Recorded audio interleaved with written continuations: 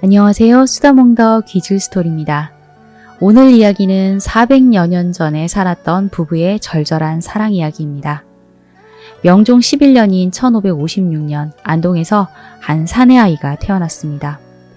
고성 이씨 집안이며 군자감 참봉과 첨지 중추부사를 지낸 무관 이호신의 집에 둘째 아들 이응태가 태어난 것이죠. 이응태 위로 이몽태라는 이름의 형이 있었습니다.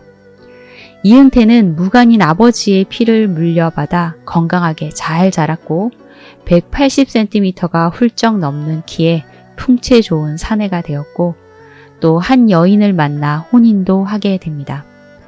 당시는 임진왜란이 일어나기 전인 조선 중기, 이때까지만 해도 결혼 후 처가살이를 하는 남기 여가의 혼인 풍습이 남아 있었고 이응태 역시 이 풍습에 따라 처가살이를 시작하게 됩니다. 이응태의 처가는 진보 흥구리로 추정되고 있죠. 조선시대 부모가 정해준 짝과 혼인을 하는 것이 보통인 시대인데요. 이 두 사람의 혼인이 어떻게 이루어졌는지는 알 수가 없지만 두 사람의 부부애는 무척 각별했습니다. 이응태는 아내를 항상 존중해 주었고 마음을 다해 사랑했고 또 그 사랑을 숨기지 않았습니다. 자신의 아내에게 우리 머리 새도록 살다가 함께 죽자라는 말을 자주 했고 그의 아내 역시 수줍게 고개를 끄덕였죠. 그의 아내 역시 그의 마음에 화답하듯 남편을 신뢰하고 깊이 애정했고 두 사람은 서로가 있음에 행복했습니다. 이응태와 그의 아내는 밤이 되면 서로를 바라보며 누워서 도란도란 이야기를 나누었는데요. 그의 아내는 여보, 다른 사람들도 우리같이 서로 어여삐 여겨 사랑할까요? 다른 사람들도 우리와 같을까요? 하며 수줍게 묻곤 했지요. 두 사람 사이에는 아이가 태어났습니다. 아명은 원희. 아내는 이응태를 원희 아버지라 불렀고 두 사람은 여전히 서로를 아끼며 사랑했습니다. 이응태는 아내와 함께 처가에 머무는 것이 좋았지만 한편으로 고향에 계신 부모님이 무척 그립고 걱정이 되었습니다. 그의 아버지 이호신 역시 떨어져 지내는 아들과 손자의 안부가 늘 궁금했죠. 이응태는 그리운 마음을 담아 아버지께 서신을 띄웠고 아버지 이호신 역시 아들에게 답신을 하며 부정을 표현했으며 아들이 머물고 있는 사돈댁의 안부 역시 빠지지 않고 물어보았습니다. 이호신은 체면 세우느라 아들에 대한 마음을 숨기는 아버지가 아니었기에 서신에는 아들에 대한 애정을 그대로 드러냈고 손자에 대한 각별한 정도 표현했습니다. 손자에게 먹이고 싶은 생선을 함께 보내기도 했지요. 이호신은 무인답게 매사냥을 즐겼는데요. 아들이 오면 함께 매사냥을 해야지 하며 아들 만날 날을 손꼽아 기다리기도 했습니다. 하지만 안동 지역에 역질이 돌아 그의 아내조차 토사광난을 했기에 아들이 너무나 보고 싶었지만 행여 아들이 고향을 방문해 아플까봐 지금 안동 지역에 역질이 돌고 있으니 역질이 끊어지면 오거라 하며 편지를 보내기도 합니다. 남기 여가혼을 하면 7년에서 10년 정도 처가살이를 하고 다시 본가로 돌아가게 되는데요. 이응태 역시 30살이 되어 안동으로 거처를 옮기게 됩니다. 거처는 옮겼지만 이들 부부는 여전히 그 일대에 소문이 날 만큼 금술이 좋았고 집안도 넉넉하니 인근의 부러움을 독차지했지요. 그런데 이들 부부에게 생각하지 못했던 시련이 닥칩니다. 갓 30을 넘긴 이응태가 갑자기 몸져 눕게 된 것인데요.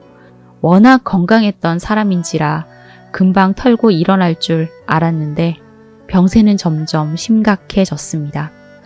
이응태의 아내는 둘째를 임신하고 있었는데요. 사랑하는 남편이 사경을 헤매는 것을 보고 마음이 미어지듯 아팠습니다.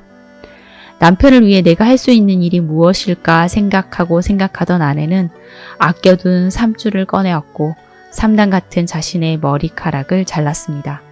그리고 삼줄과 머리카락을 엮어 온 마음을 다해 남편이 신을 미투리를 삼기 시작했습니다. 마음속으로 여보 어서 털고 일어나 내가 만든 이 미투리 신어보세요 라는 말을 되뇌이면서요. 하지만 이응태는 끝내 그 미투리를 신지 못했습니다. 1586년 이제 31살이 된 이응태는 병을 이기지 못하고 세상을 떠나게 됩니다. 이응태의 아내는 아들 원희와 뱃속에 있는 아이와 함께 남편이 없는 세상에 남게 되었습니다. 이제 곧 남편을 차가운 땅 속에 묻을 것인데, 이제 아무리 그리워해도 볼 수 없을 것인데, 이 절절한 마음을 어찌할까 생각하던 아내는 한지를 펼치고 붓을 듭니다. 원희 아버지에게 병술 6월 초하룻날 집에서 당신 늘 나에게 둘이 머리 새도록 살다가 함께 죽자 하시더니 어찌하여 나를 두고 당신 먼저 가시나요? 나와 어린 자식은 누굴 의지하며 어떻게 살라고 다 버리고 당신 먼저 가시나요? 당신 나에게 마음을 어떻게 가져왔고 나는 또 당신에게 어떻게 마음을 가져왔나요? 우리가 함께 누우면 늘 당신에게 내가 말하기를 여보, 다른 사람들도 우리같이 서로 어여삐 여겨 사랑할까요? 다른 사람들도 우리 같을까요? 하였는데 어찌 그런 일은 생각지 아니하고 나를 버리고 먼저 가시나요? 당신 여이고 아무래도 나는 살아갈 힘이 없어 쉬 당신한테 가고자 하니 날 데려가세요. 당신 향한 마음을 이승에서 잊을 수가 없고 아무래도 서러운 뜻이 끝이 없으니 이 내 속은 어디다가 두고 자식 데리고 당신을 그리워하여 살 수 있을까요? 이 내 편지 보시고 내 꿈에 와 찬찬히 말해주세요. 내 꿈에서 편지 보시고 할 말 세세히 듣고자 하여 이리 써넣습니다. 찬찬히 보시고 나에게 말해주세요. 당신이 내 뱃속에 아기가 태어나면 해주고 싶은 말이 있다 하더니 그리 가시면 뱃속에 아이가 태어나면 누굴 보고 아버지라 하라는 건가요? 아무리 한들 내 속 같을까 이런 천지 아득한 일이 하늘 아래 또 있을까요? 당신은 한갓 그리 가 계실 뿐이지만 아무리 한들 내 속같이 서러울까요? 하고픈 말이 끝이 없어 다 못 써 대강만 적습니다. 이 편지 세세히 보시고 세세히 와보고 세세히 말해주세요. 나는 꿈에 당신을 보리라 믿고 있어요. 꼭 와서 모습을 보여주세요. 하고픈 말이 끝이 없지만 이만 적습니다. 쓰다 보니 더 쓸 자리가 없는 종이를 옆으로 돌려 쓰고 그래도 쓸 말이 남아 또 종이를 돌려 쓰고픈 말을 가득 담은 서신. 아내는 남편을 잃은 서러움과 그리움을 꾹꾹 담은 서신을 접지 않고 남편의 시신 위를 고이 덮습니다.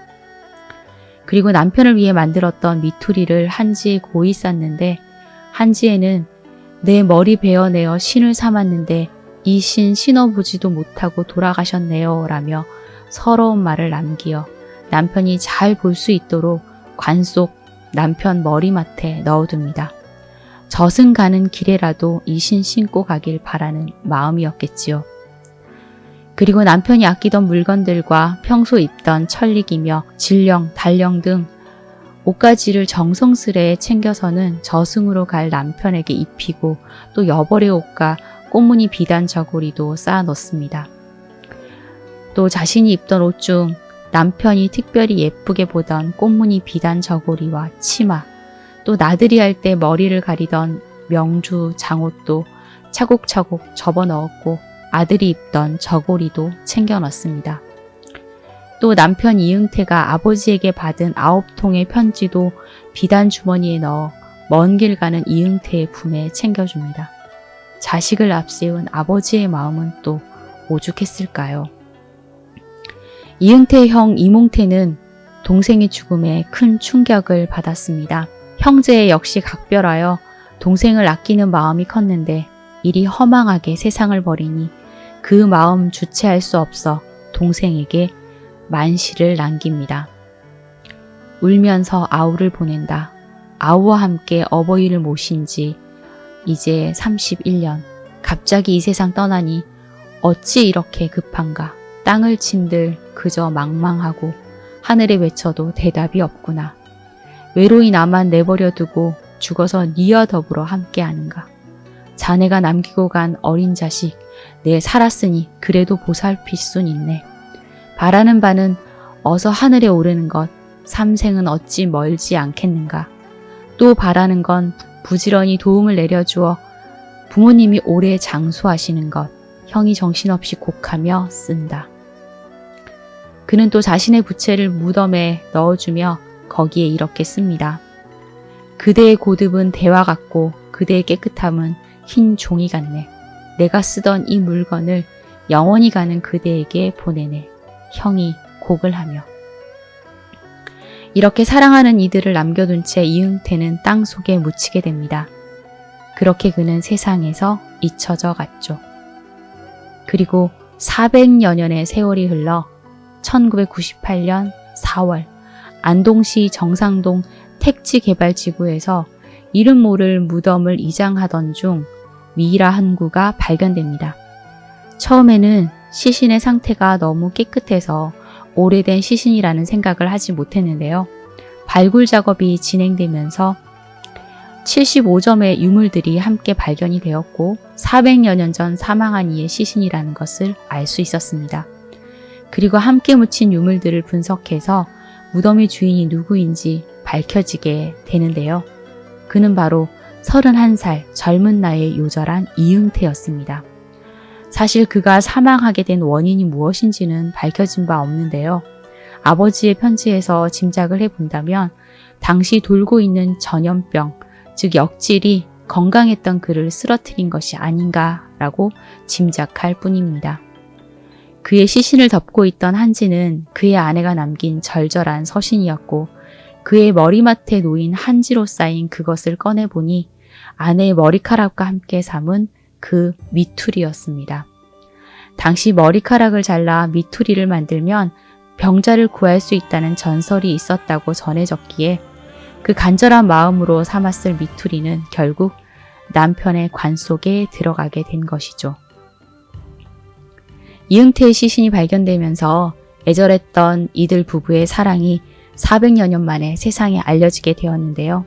이응태의 아내는 남편의 관에 함께 넣은 그녀의 옷가지로 추정해 본 결과 160cm 정도의 키를 가진 보통 체격의 여인이었습니다. 이응태의 무덤이 발견되면서 조선 중기의 생활사를 살펴볼 수 있게 되었는데요. 함께 나온 유물, 옷가지 등에서 당시의 복식을 알 수 있게 되었고 남겨진 편지 등에서 이때만 해도 친형이 자리 잡은 것이 아니라 결혼 후 처가살이를 하는 남기 여가혼 전통이 남아 있었으며 부부의 관계가 매우 평등했음도 짐작할 수 있었습니다. 이응태의 아내가 남긴 편지글을 풀어 읽으며 당신이라는 호칭으로 바꾸었지만 편지의 원본은 당신이 아니라 자네라는 말이 쓰이고 있는데 총 14번의 자네가 등장을 하고 있습니다. 이때는 남편과 아내가 서로를 자네라고 지칭하며 같은 눈높이로 서로를 보고 있었음을 짐작할 수 있었죠. 가로 60cm, 세로 33cm 크기의 한지에 빼곡히 적힌 이 한글 편지는 꿈에서라도 남편이 찾아와 주기를 바라는 아내의 애끓는 마음이 담겨 있었습니다. 이렇게 절절한 마음이 담긴 이응태 아내의 친필 편지는 400여 년의 세월을 뛰어넘어 크나큰 감동을 주었고 남성이 아닌 여성이 남긴 작품으로 필사본이 아닌 친필 편지 원본은 세계적으로도 흔치 않기 때문에 미국의 내셔널 지오그래픽과 중국 국영TV에도 이 친필 편지가 소개되었습니다. 그럼 이응태가 사망한 이후 이응태의 아내는 어떤 삶을 살았을까요? 이응태의 아들 성혜가 족보에 이름을 올리고 있는데 아명 원희가 자라 성혜가 된 것인지 뱃속의 아이가 성혜인 것인지는 알 수가 없습니다. 발굴팀은 이응태의 아내가 누구인지 밝혀내보려 조사를 했지만 고성이 씨 족보에 남아있지 않아 끝내 그녀의 성조차 알아낼 수 없었고 그녀가 묻혀있을 묘 역시 정확한 행방이 알려져 있지 않으니 남편이 사망한 후 그녀가 어떻게 살았는지는 알 수가 없습니다. 다만 남편이 사망하고 6년 뒤인 1592년 임진왜란이 발발했으니 그녀의 삶이 녹록지 않았을 것으로 짐작할 뿐입니다. 이응태의 아내 역시 이미 이 세상 사람이 아닐 테니 꿈에서라도 만나고 싶었던 남편을 저승에서 만나 못다한 정을 나누고 있기를 바라봅니다.